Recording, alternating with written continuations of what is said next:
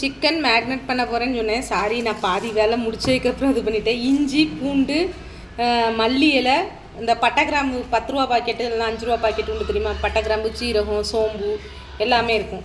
அதை வந்து என்ன செய்யணும்னா போட்டு நல்லா மிக்சியில் அரைச்சிக்கணும். தேவைப்பட்டால் 2 மிளகாவும் சேர்த்து அரைச்சிக்கணும். நான் 2 மிளகாய் போட போகிறேன்.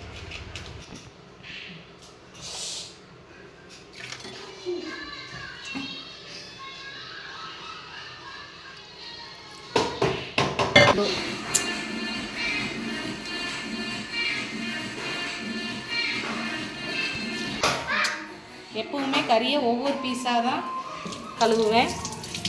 அது அப்படியே பழகிட்டு, ஏன்னா நம்ம சிங்கிளாக எடுத்து கழுவுனா தான் அந்த என்ன சொல்ல நீட்னஸ் தெரியும். அந்த ரத்தம்லாம் இது. இப்போ மஞ்சள் இதில் போட்டுக்கலாம். பாட்டை பாரு பொரியலுக்கு நல்லா மஞ்சள் போட்டு என்ன செய்யணும்னா நல்லா, அப்படின்னா தான் அந்த ஸ்மெல் எல்லாம் போகும். இதை வந்து இன்னும் ஒரு 4-5 அலசிட்டு அதுக்கப்புறம் என்ன செய்ய போகிறோம்னா சிக்கனில் நம்ம அரைச்சி வச்சுருக்கிற மசாலா எல்லாமே போட்டு இது பண்ண போகிறோம். ஓகே, இப்போ வந்து நம்ம அரைச்சி வச்சுருக்கிற அந்த இஞ்சி பூண்டு பட்டை கிராம்பு அப்புறம் மல்லி இலை, இது வந்து என்னென்னா அந்த ஸ்மெல்லு அந்த டேஸ்ட்டும் பார்த்திங்கன்னா ஹோட்டலில் நம்ம வாங்கி சாப்பிட்ற சிக்கனை விட கூட அவ்வளோ சூப்பராக இருக்கும். அது தேங்காய் எண்ணெயில் பொரிக்கும்போது வேறு லெவலாக இருக்கும். இதை ஃபஸ்ட்டு கொஞ்சம் நேரம் ஒரு 10 நிமிஷம் என்ன செய்யணும், இதை அப்படியே நம்ம மசாலா தடவி கொஞ்சம் இந்த இதை அப்சர்வ் பண்ணுறதுக்கு விடணும்.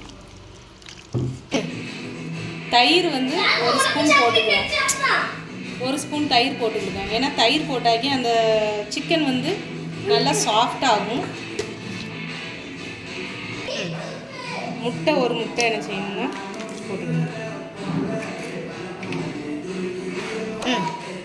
அப்புறம் ஏதாவது ஒரு சிக்கன் 65 மசாலா என்ன கம்பெனினாலும் ஓகே, அதை வந்து ஃபுல்லாக போட்டுக்கோங்க. நான் இது வந்து 1 கோலி அந்த மாதிரி எடுத்துருக்கேன். அப்புறம் உப்பு வந்து கம்மியாக சேர்த்துக்கோங்க, ரொம்ப சேர்த்துறாதீங்க. ஏன்னா நம்ம ஆல்ரெடி அந்த பாக்கெட்லேயே உப்பு இருக்கும். உப்பு தேவைன்னா தான் போட சொல்லியிருப்பாங்க. ஆனால் உப்பு போட்டால் கொஞ்சம் டேஸ்ட்டாக இருக்கும். இதை இனி என்ன செஞ்சீங்கன்னா மொத்தமாக நல்லா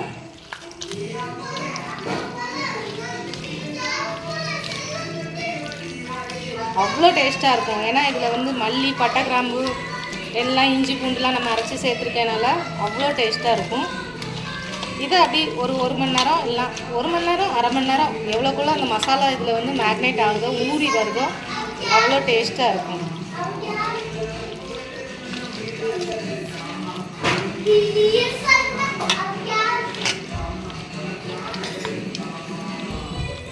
சூப்பராக இருக்கும். இதை வந்து பொரித்து சாப்பிட்டோம்னா அவ்வளோ டேஸ்ட்டாக இருக்கும். இப்போ நான் வந்து இது வந்து மசாலா வந்து இது பண்ணுறத உங்களுக்கு வந்து என்ன சொல்ல மசாலா தடவுறதா காட்டியிருக்கேன். இனி பொரிக்கிறதா காட்டுறேன். அவ்வளோ டேஸ்ட்டாக இருக்கும்.